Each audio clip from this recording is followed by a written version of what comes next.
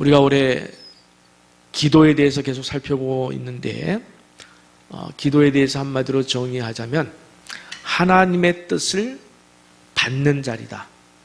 하나님의 뜻을 깨닫는 자리다. 이렇게 말씀드릴 수 있고요. 또 정의를 하자면 은혜 받는 자리, 축복의 자리인 것은 분명한 줄 믿습니다. 비교적 기도에 게으르다고 할 수 있는 성도라 할지라도 기도의 자리는 복된 자리다라는 사실에 모두가 동의하는 편입니다. 그런데 과연 하나님의 뜻을 깨닫거나 혹은 전해드리면 여러분 마냥 좋기만 할까요? 어느 날 갑자기 하나님께서 여러분을 찾아오셔서 누구야 부르면서 내가 너를 통해서 이런 일을 하고자 한다, 이루기를 원한다라고 했을 때 마냥 좋기만 할까 한번 생각해 볼 필요가 있고요. 점검할 필요가 있습니다. 그때 우리가 정말 마리아처럼 주의 여종이오니 말씀대로 내게 이루어지이다 라며 기쁨에 겨워 감격할 수만 있다면 얼마나 좋을까, 그런 생각을 가져봤습니다. 결론부터 말하자면 그 과정은 분명히 힘든 과정이 예측될 것입니다. 분명히 힘든 과정이 예측될 것이고 희생과 섬김이 예측될 것입니다. 그럼에도 불구하고 우리는 이렇게 고백할 수 있는 주의 여종이오니 말씀대로 내게 이루어지다 라는 이 고백할 수 있는 축복된 삶을 살아야 할 것이라 라는 말씀을 드리고 싶습니다.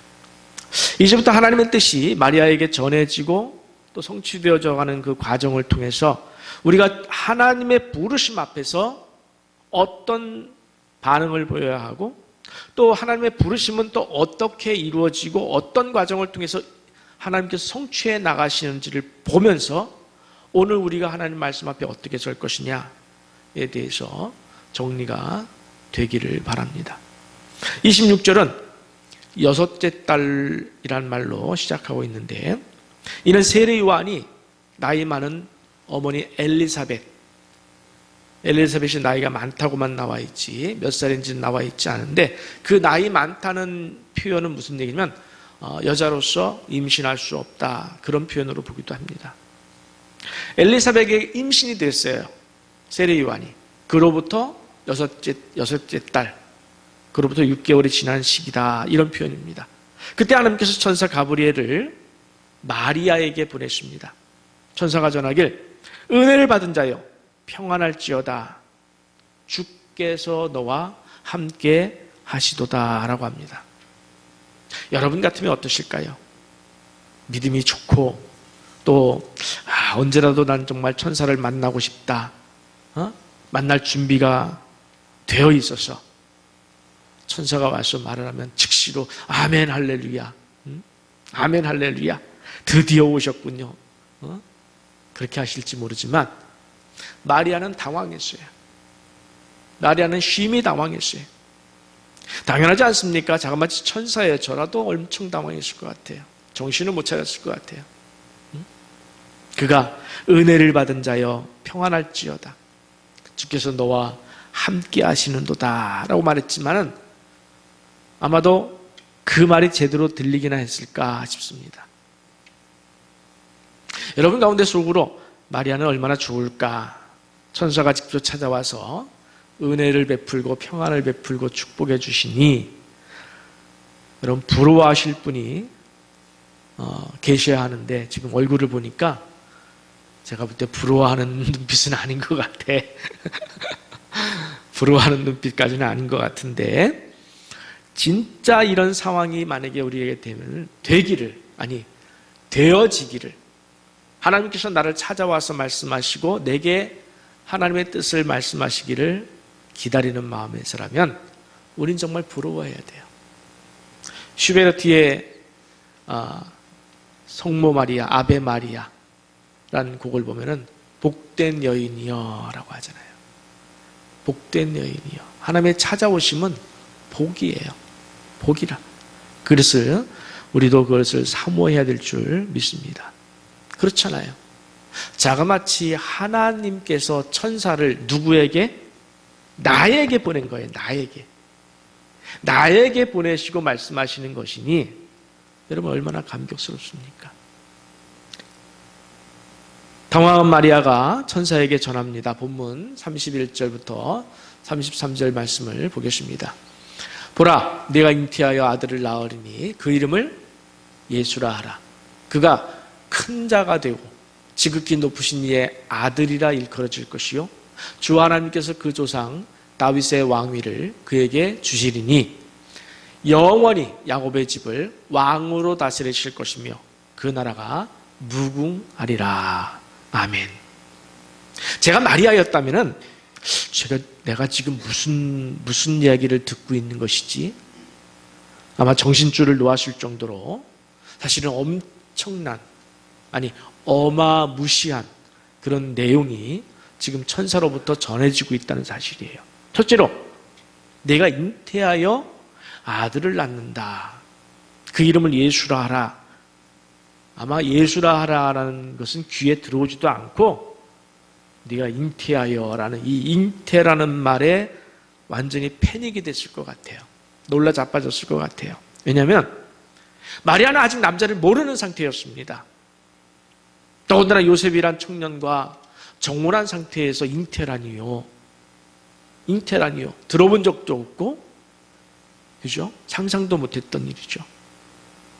정말 만약에 잉태가 되었다면은 마리아는 정말 당장에 두 가지 엄청난 현실에 직면해야 했습니다. 첫째, 당장 파혼이죠. 당장 파혼입니다. 마리아가 요셉에게 여러분 어떤 설명을 해도 요셉이 이건 절대로 받아들일 수 있는 내용이 아니에요. 주변에 본 적이 없는 내용이기 때문에 논리적으로 맞지 않기 때문에 요셉으로서는 받아들일 수 없는 내용이에요. 생각해 보세요. 마리아가 사랑하는 요셉 씨, 지난밤에 천사가 내게 찾아왔는데 글쎄 내게 아들이 생겼다고 하네요. 아들이 잉태되었다고 하네요. 요셉 씨 믿어주세요. 난 다른 남자 만난 적 없어요. 나 정말 요셉 씨 사랑해요. 믿어주세요. 여러분이라면 믿어주시겠어요? 응? 둘째로, 당시 처녀가 임신했으면요 일단 간음죄에 해당됩니다.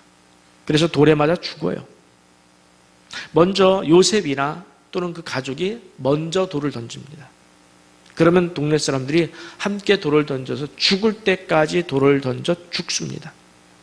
이 두 가지 사실은 어렵지 않게 예측할 수 있었던 사실이었을 것입니다. 마리아로서. 그런데 천사는 거기서 멈추지 않고 더 놀라운 이야기를 해댑니다. 천사가 말하기를 그 아들이 어떤 자라? 큰 자라. 다윗의 왕위에 앉아서 이 나라를 다스릴 왕이라는 거예요. 왕. 여러분의 아들이 왕이 된다? 여러분의 왕이 대통령이 된다? 글쎄요. 마냥 좋아하실 분은 좋아하실 수도 있겠지만 당시로서는 사실 좋아할 수 있는 일이 아니었습니다. 당장 예수께서 태어나셨을 때 동방 박사들이 헤롯 왕을 찾아가서 참 눈치 없게도 유대인의 왕으로 나신 이가 어디 계시냐? 우리가 동방에서 별을 보고 그에게 경배하러 왔노라 라고 물었습니다. 그 말을 듣는 헤롯이 어떻게 했습니까?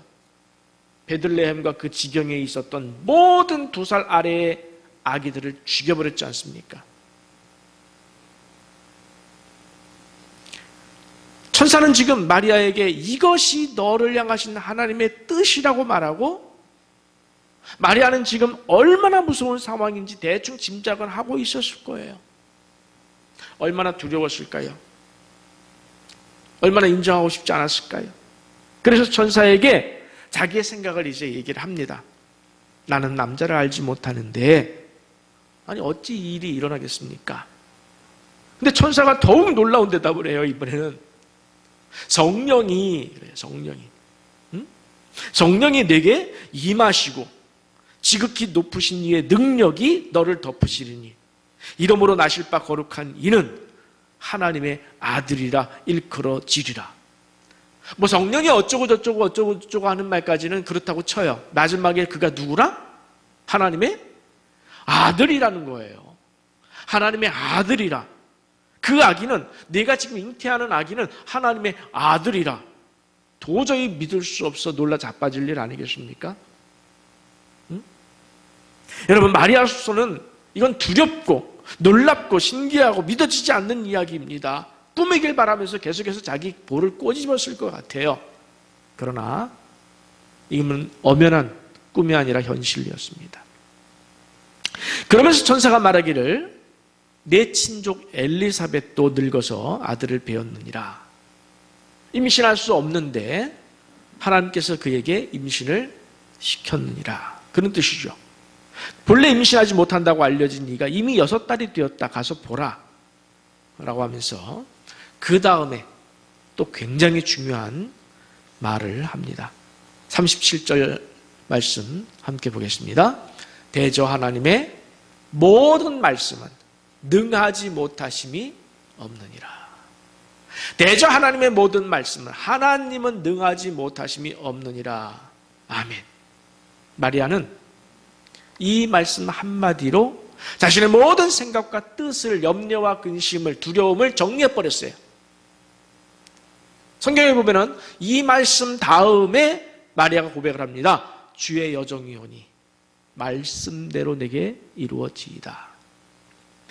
여러분, 대저 하나님의 모든 말씀은 능하지 못하심이 없느니라. 믿습니까? 아멘. 하나님의 모든 말씀은 하나님은 능하지 못하심이 없는 줄 믿습니다. 그런데도 우리는 어떻게 합니까? 우리에게는 마리아처럼 직접 천사가 나타나서 하나님의 뜻을 전하진 않지만, 물론 어떤 분은 하나님의 음성을 듣기도 하지만, 이미 우리의 삶 가운데 구체적으로 우리의 삶의 방향과 목표에 대해서 이 말씀에 전해졌다고 제가 늘 강조합니다. 그렇죠? 이미 이 말씀은 내 인생의 매뉴얼이에요. 하나님께서 주신 매뉴얼이에요. 하나님께서 나에게 주신 매뉴얼이에요. 나에게 주신 말씀이에요. 이 말씀이. 근데 우리는 이 말씀 앞에 두려움이 있습니다. 하나님의 말씀에 순종하자니 마리아처럼 걸리는 부분이 계속 생겨나는 거예요. 원수를 사랑하자니 어떻습니까, 여러분? 내가 마음에 분노가 일어나고 정말 용서할 수 없다고 생각했던 그 원수를 하나님께서 사랑하라고 하시니 힘들잖아요. 마음속에 힘들어요. 주의를 온전히 지키자니 어려운 일들이 많이 있습니다. 걸리는 일들이 많이 생길 수 있어요. 십계명을 비롯한 하나님의 계명을 지키자니 내가 사회적으로 곤란한 일을 겪을 때도 많이 있습니다. 예상될 때가 많이 있어요. 온전한 11조를 드리자니 아깝기도 하고 또 미래에 대한 두려움도 있습니다. 그런데 한번 생각해 보겠습니다. 여러분이 이 성경 말씀이나 기도를 통해서 깨달은 하나님의 말씀에 순종하기가 쉬울까요? 아니면 마리아가 지금 천사의 말에 순종하기가 쉬울까요? 여러분이 한번 판단해 보세요. 아무려면 마리아만 하겠느냐라는 것이 제 생각입니다. 그렇잖아요. 아무려면 마리아만 하겠느냐. 지금 마리아는 무엇을 직면하고 있습니까? 파혼. 그리고 돌에 맞아 죽는 것을 직면하면서 하나님 말씀을 듣고 있잖아요. 저는 사실 오늘 본문에 대해서 한 달 전부터 이 설교를 하고 싶었어요. 이 설교를 계속 하고 싶었는데 계속해서 이 설교가 미뤄질 수밖에 없었고, 덕분에 한 달여 기간 동안에 이 말씀과 마리아를 붙들고 씨름할 수 있었습니다. 나는 과연 마리아처럼 주의 말씀과 주의 명령 앞에 주의 종이 오니 말씀대로 내게 이루어지이다 라고 기쁨과 감사와 행복으로 고백하며 살고 있을까? 그런데 제가 두려움 없이 정말로 기쁨으로, 진심으로 고백합니다. 두려움 없이 기쁨으로 아멘 할 수 있도록 힘을 주는 말씀이 떠올랐어요. 기도하는 과정에서, 말씀을 준비하는 과정에서 내가 모든 하나님의 말씀에 대해서 두려움 없이 내가 아멘 할 수 있는 힘이 되는, 근거가 되는 말씀이 떠올랐습니다. 그것은 바로 마태복음 1장이었습니다. 약혼녀 마리아가 임신한 사실을 알게 된 요셉은 어떻게 했습니까? 가만히 끊고자 했습니다. 최소한 사랑했던 여인에게 돌을 던지진 않겠다고 결심을 했습니다. 그때 하나님께서, 누가요? 하나님께서, 이거 중요한 거예요. 하나님께서 요셉에게 현몽했습니다. 꿈에서 나타났어요. 하나님께서 요셉에게 말씀하십니다. 다윗의 자손 요셉아, 내 아내 마리아 데려오기를 무서워하지 말라. 그에게 잉태된 자는 성령으로 된 것이라. 아들을 낳으리니 이름을 예수라 하라. 이는 그가 자기 백성을 그들의 죄에서 구원할 자이심이라. 누가? 하나님이 직접 마리아에게 다 설명을 해 주셨습니다. 마리아가 아니라 요셉에게. 여러분, 지금 하나님께서 마리아를 통해서 이루려고 하시는 이 일의 걸림돌, 두려움을 지금 누가 나서서 해결해 주고 있느냐를 보자는 거예요. 우리가 주저하고 두려워하고 있었던 이런 일들에 대해서 누가 나서서 해결해 주고 있습니까? 하나님께서 마리아에게, 야 마리아야, 너 요셉 만나서 잘 얘기해야 돼. 그렇게 하십니까? 아니라는 거예요. 마리아가 열심히 요셉을 붙들고 설득하고 있는 것이 아니라 하나님께서 직접 마리아가 하나님께 쓰임받는 일에 따라올 수밖에 없는 그 걸림돌과 두려움에 쌓이는 일들에 대해서 클리어 시켜주고 있어요. 깨끗하게 정리해주고 있어요. 여기에 눈이 떠졌습니다. 여기에 제가 은혜를 받았습니다. 왕이 되는 문제도 마찬가지였습니다. 하나님께서 직접 개입해 주셨습니다. 헤롯이 2살 아래에 있는 아기들을 모두 죽일 때에 요셉에게 하나님께서 현몽에서 말씀을 해주셨습니다. 헤롯이 아기를 찾아 죽이려 하니 일어나 아기와 그의 어머니를 데리고 애굽으로 피하여 내가 네게 이르기까지 거기 있으라. 시한도 정해줬어요. 내가 다시 나타나서 너에게 이를 때까지 거기 있으면 된다.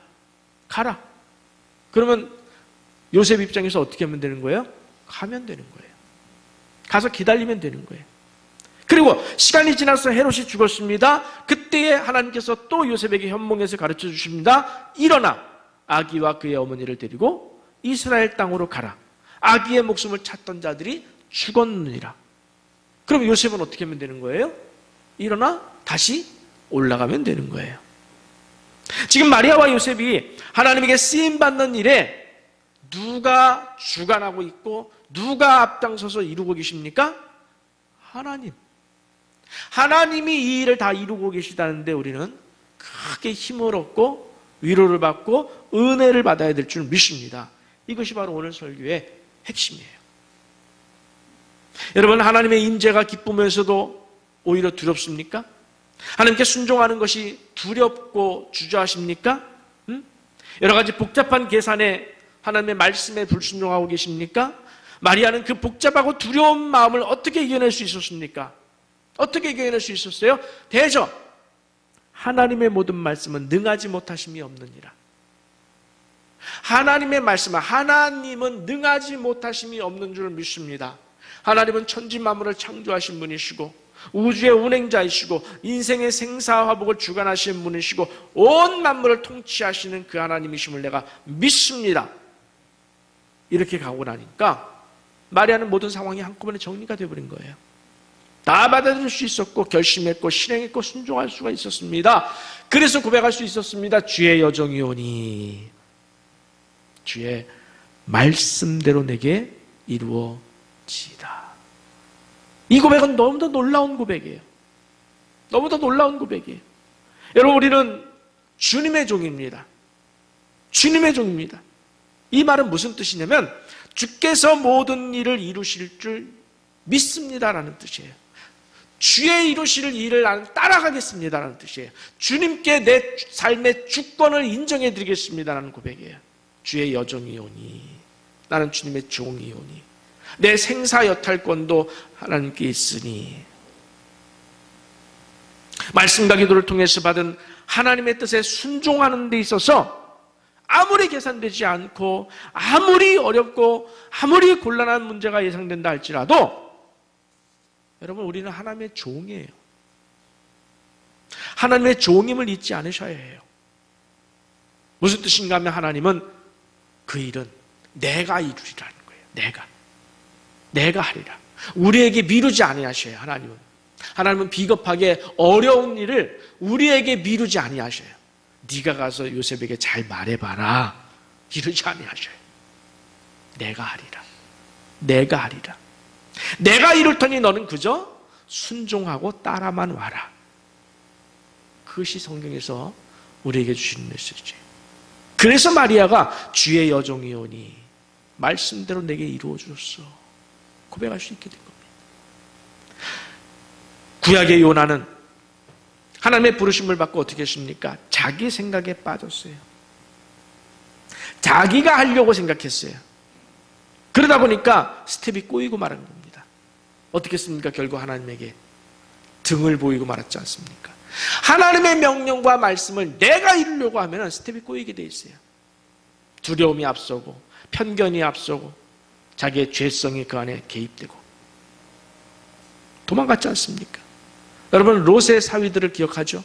아브라함을 통해서 롯에 머물고 있었던 소돔과 고모라를 멸망하리라 이 말을 롯의 사위들에게 했습니다. 그때 사위들이 하나님의 뜻을 전해 듣고 뭐라고 했습니까? 농담으로 여겼더라 그랬습니다. 농담으로 여겼더라. 모세가 하나님의 부르심을 받고서 나는 말을 잘할 줄 모릅니다. 하나님. 말을 어눌하게 합니다. 보낼 만한 다른 사람을 보내소서라고 했을 때 하나님께서 어떻게 하셨습니까? 그래도 네가 가서 해라. 그러지 않았어요.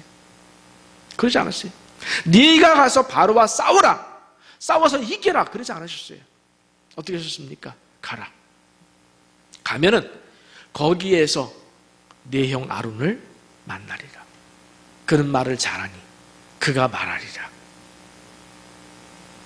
그리고 바로왕 앞에 갔을 때에 모세가 바로를 상대해서 싸웠습니까? 아니에요. 하나님이 아니고서는 베풀 수 없는 10가지 재앙을 하나님이 직접 베풀어 주셨습니다.